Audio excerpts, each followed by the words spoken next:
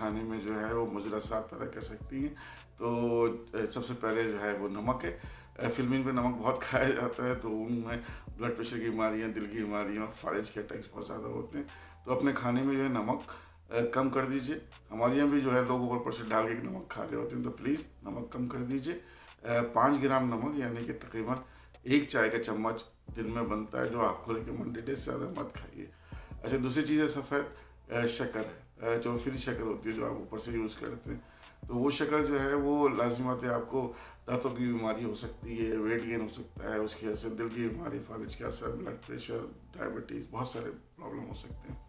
तो इसको भी कम कर दीजिए। WHO ये रिकमेंड करता है कि आपको 50 ग्राम दिन भर में ज़्यादा से ज़्यादा खा सकते हैं, यानी कि 12 चाय के चम्मच बनते हैं।